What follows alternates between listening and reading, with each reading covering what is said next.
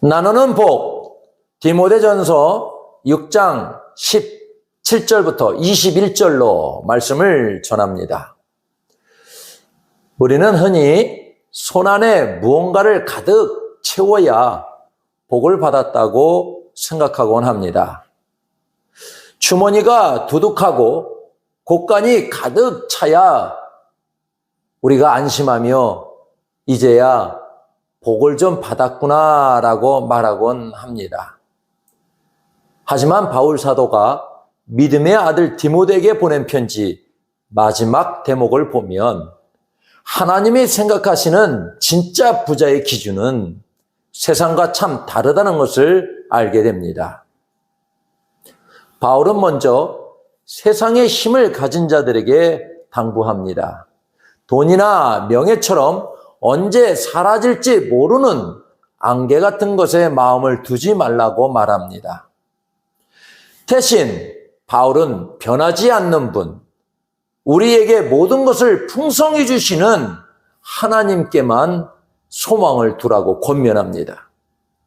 누군가를 위해 간절히 기도할 수 있는 마음이 있고 이웃을 위해 움직일 수 있는 건강이 있다는 것 자체가 이미 우리 인생에 가장 귀한 은혜가 부어졌다는 증거입니다. 세상은 가지는 것이 복이고 앞서가는 것이 성공이라 가르치지만 성경은 나누는 것이 진짜 복이며 부자라고 가르칩니다. 이는 인간의 계산으로는 이해할 수 없는 주님의 도우심입니다. 내가 가진 작은 것을 이웃과 나눌 때 내 주머니는 비어지는 것 같지만 우리 영혼은 비로소 하나님이 채우시는 평안으로 가득 차게 됩니다. 누군가를 위해 시간을 내어서 마음을 쏟는 그 순간은 허비되는 것이 아니라 하나님 나라의 영원한 상급으로 쌓입니다. 오늘 말씀을 통해 어떻게 하면 이 땅의 재물을 하늘의 영원한 부유함으로 바꿀 수 있는지 묵상해 보시기 바랍니다. 디모데전서 6장 17절에서 바울은 우리에게 엄중한 권면을 주고 있습니다. 내가 이 세대에서 부한 자들을 명하여 마음을 높이지 말고 정함이 없는 재물에 소망을 두지 말라는 말씀입니다. 우리가 살아가는 이 사회에서 돈은 곧 힘이자 권력입니다. 사람들은 은연중에 돈의 크기를 자기 인격의 크기로 착각하거나 가지고 있는 정도를 자기 신분의 높낮이로 오해하곤 합니다. 이것이 바로 바울이 그토록 경계한 높아진 마음, 곧 교만입니다. 우리가 조심해야 할 것은 돈 그 자체가 아니라 돈 때문에 갖게 되는 교만한 마음입니다. 내가 잘나서 내 능력이 뛰어나서 이만큼 이뤘다고 생각하는 순간 우리는 우리에게 복을 주시는 하나님을 잃어버리게 됩니다. 모든 것이 내 힘으로 이룬 것이라는 착각이 드는 순간 하나님을 향한 감사의 마음은 없어지고 자아라는 우상을 만들게 됩니다. 결국 교만은 하나님이 주신 복을 자기 것이라 우기는 영적 착각입니다. 바울은 재물을 정함이 없는 것이라 표현했습니다. 아침 안개가 자욱하면 앞이 보이지 않지만 해가 뜨고 바람이 살짝만 불어도 안개는 언제 그랬냐는 듯 깜짝같이 사라져 버립니다. 재물도 이 안개와 같습니다. 지금 내 재물에 풍부함이 가득하면 영원히 곁에 머물며 나를 지켜줄 것 같지만 세상 일은 아무도 모릅니다. 경제가 나빠지거나 예상치 못한 환경을 만나면 안개가 흩어지듯 재물도 순식간에 사라지게 됩니다. 재물은 결코 영원한 내 것이 아니라는 것입니다. 세상은 끊임없이 우리 귀에 속삭입니다. 돈만 있으면 내 미래가 완벽하게 보장될 거야. 돈이 너를 지켜줄 거야 라고 말합니다. 하지만 돈이 우리의 건강을 단 1분이라도 연장할 수 있습니까? 돈이 우리 영혼의 갈급함을 채우거나 죽음 이후의 영원한 문제를 해결할 수 있습니까? 결코 그럴 수 없습니다.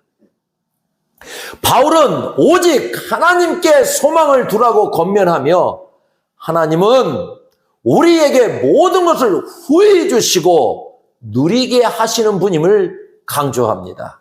여기서 우리가 꼭 기억해야 할 사실이 있습니다.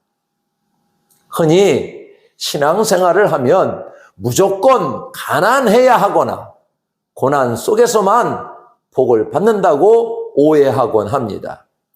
하지만 하나님은 우리가 늘 결핍에 시달리며 힘들게만 살기를 바라시는 분이 결코 아닙니다. 부모가 자녀의 평안을 바라듯 우리 하늘 아버지께서도 우리가 넉넉하고 행복한 삶을 누리기를 원하십니다. 하나님은 우리에게 은혜를 베푸시되 풍성하고 후하게 주시며 그것을 감사함으로 즐거워하기를 바라시는 좋으신 아버지이십니다. 다만 그 풍성함을 누리는 데에는 아주 중요한 전제가 있습니다. 바로 내 손에 든 모든 것의 주인이 나가 아닌 하나님이심을 인정하는 정직한 청지기 정신입니다. 정직이란 주인의 것을 맡아 관리하는 사람을 말합니다. 내 손에 쥐어진 물질도, 숨쉬는 건강도, 내게 주어진 지위와 명예도 모두 하나님이 잠시 맡겨주신 것임을 고백해야 합니다. 우리가 누군가의 아픔을 살피며 도고 기도를 드릴 때 그 간절한 마음조차 하나님이 주신 소중한 자산입니다. 이 모든 것은 주님이 주셨습니다라는 겸손한 고백이 있을 때 우리는 재물의 노예가 아닌 주인이 되어 그것을 가장 가치 있는 곳에 흘려보낼 수 있게 될 것입니다. 우리는 신앙생활을 하면서 두 가지 종류의 은혜를 경험하며 살아갑니다. 하나는 하나님으로부터 건강이나 물질, 문제 해결 같은 응답을 얻게 되는 받는 은혜이고, 다른 하나는 이미 받은 것들을 가지고 어떤 상황에서도 평안을 유지하는 누리는 은혜입니다.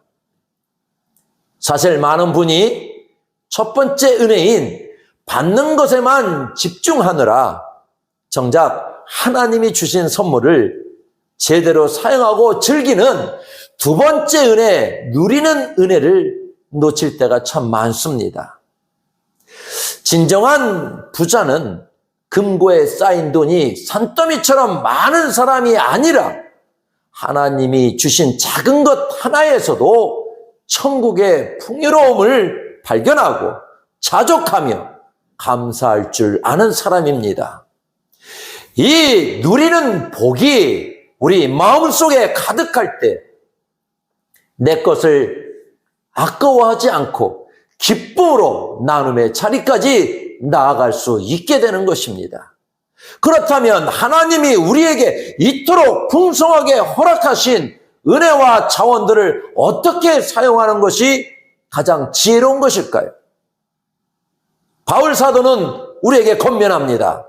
나누어 주기를 좋아하며 너그러운 사람이 되십시오. 이것이 바로 하나님이 가장 기뻐하시는 선한 사업입니다. 우리가 주변 사람을 돕느라 흘리는 땀, 그리고 아픈 이웃을 위해 내일처럼 마음 아파하며 드리는 기도는 하나도 사라지지 않습니다. 너그럽게 나눈다는 것은 쓰고 남은 것을 건네는 단순한 베품이 아닙니다. 나의 소중한 물질과 시간, 그리고 진심 어린 마음이 상대방의 삶 속으로 흘러들어가 하나가 되는 것입니다. 마치 끊어진 길에 다리를 놓아 사람과 사람을 잇듯 나눔은 멀리 떨어져 있던 이웃을 우리 곁으로 불러 모아 영적인 가족으로 묶어주는 가장 지혜롭고 위대한 능력입니다. 세상 사람들은 남에게 주면 내 것이 없어진다고 계산하지만 성경의 계산법은 그렇지 않습니다. 내 것을 이웃에게 나눌 때 나의 미래를 위한 가장 튼튼한 기초가 되고 진짜 생명을 붙잡는 길이 된다고 약속하시기 때문입니다. 우리가 움켜쥐고 있는 것은 결국 이 땅을 떠날 때 다 놓아야 하지만 사랑으로 나누고 심은 것들은 영원한 하늘나라의 보물로 남게 됩니다. 여러분이 머무는 모든 곳에서 이 나누는 복이 가득했으면 좋겠습니다. 우리가 건네는 따뜻한 배려 한마디, 진심 어린 격려가 누군가에게는 살아갈 용기가 되고 우리에게는 하나님 앞에 섰을 때 자랑스러운 상급이 될 것입니다. 이 복된 길을 기쁘게 넉넉한 마음으로 함께 하시기를 바랍니다. 성경에 어린 소년이 하나님께 기꺼이 바쳤던 오부영 이어의 말씀이 있습니다. 보리떡 5개와 물고기 2마리는 사실 어른 한 명이 먹기에도 그리 넉넉하지 않은 아주 작고 보잘것없는 도시락이었습니다. 하지만 그 작은 나눔이 주님의 손에 들려졌을 때 장정만 5,000명, 여자와 아이들까지 합치면 수만 명이나 되는 사람들을 배불리 먹이고도 12바구니가 남는 놀라운 기적이 일어났습니다. 그 기적의 현장에서 가장 큰 행복과 복을 누린 사람이 누구겠습니까? 물론 배불리 먹은 수많은 사람도 기뻤겠지만 자신의 소중한 도시락을 주저없이 내놓아 하나님의 놀라운 일하심을 가장 가까이서 가장 생생하게 목격한 그 소년이야말로 나누는 복의 가장 큰 주인공이었습니다. 소년은 자신의 것을 잃어버린 것이 아니라 주님의 손을 통해 수천 배의 열매로 돌아오는 것을 직접 보았습니다. 우리가 주변의 아픈 이웃을 위해 간절히 기도를 쌓고 힘겨워하는 이들의 손을 따뜻하게 잡아주며 내게 맡겨진 물질을 선한 일에 기쁘게 사용할 때 우리의 재물은 비로소 영원히 녹슬지도 않고 빛이 바래지도 않는 하늘의 보화로 변하게 됩니다. 바울 사도는 이 모든 나눔의 행위가 결국 나중에 자기를 위하여 좋은 터를 닦는 것이며 참된 생명을 얻는 길이라고 말씀합니다. 우리는 모두 이 땅에 잠시 여행하듯 머물다가 언젠가는 주님 앞에 서게 될 청지기들입니다. 주인이신 하나님께서 어느 날 우리를 부르셔서 내가 너에게 잠시 맡겼던 그 귀한 재능과 시간과 물질로 너는 무엇을 하며 살았느냐라고 물으실 때 우리가 무엇이라 대답하겠습니까? 주님, 제가 남에게 뺏기거나 잃어버릴까 봐 무서워서 제 창고에만 꼭꼭 쌓아두고 아끼기만 하다가 왔습니다라고 대답하는 어리석은 인생이 되어서는 안 됩니다. 대신 주님이 주신 것이 너무나 귀해서 주님의 뜻대로 필요한 곳에 열심히 나누고 왔습니다라고 기쁘게 대답할 수 있어야 합니다. 우리에게 주어진 것들을 기쁨으로 나누며 하나님이 채우시는 풍성함을 누리시기를 바라겠습니다. 나눔은 내 손을 떠난 것이 사라지는 것 아니라 오히려 영원한 내 것이 되어 남는다는 사실, 이것이 바로 성경이 말하는 나눔의 역설이자 복의 결론입니다. 물론 우리가 겪는 이 믿음의 길은 세상의 눈에 미련하고 손해보는 것처럼 보일 수 있습니다. 내 실속부터 좀 챙겨라, 나중을 위해 더 쌓아두라고 말하는 세상 속에서 내 것을 기꺼이 내어놓는 것이 결코 쉬운 일은 아닙니다. 하지만 누군가의 아픔을 살피고 나눌 때 세상 그 어떤 재물도 줄 수 없는 하늘의 평안과 말할 수 없는 기쁨이 우리 영혼에 가득 채워진다는 사실을 우리는 분명히 알고 있습니다. 재물은 신앙생활에서 무서운 유혹의 덫이 될 수 있지만 반대로 하나님의 영광을 환하게 드러내는 값진 축복의 통로가 될 수도 있습니다. 돈 자체가 악한 것은 아닙니다. 다만 하나님보다 돈을 더 의지하고 사랑하는 마음이 모든 악의 뿌리가 되어 우리 영혼을 병들게 할 뿐입니다. 반대로 하나님을 사랑하는 마음으로 재물을 다스리고 주님의 뜻대로 나누는 삶은 우리를 참된 생명과 평강의 길로 인도합니다. 사탄은 끊임없이 돈의 힘을 빌려 우리를 유혹합니다. 돈만 있으면 하나님이 없이도 충분히 행복할 수 있다고 속삭입니다. 그러나 우리는 그 유혹 앞에서 오히려 물질을 기꺼이 나눔으로써 우리 인생의 진짜 주인인 오직 하나님 한 분뿐임을 온 세상에 당당히 증명해야 합니다. 우리에게 주어진 작은 것부터 주변에 나누어 보십시오. 거창하지 않아도 괜찮습니다.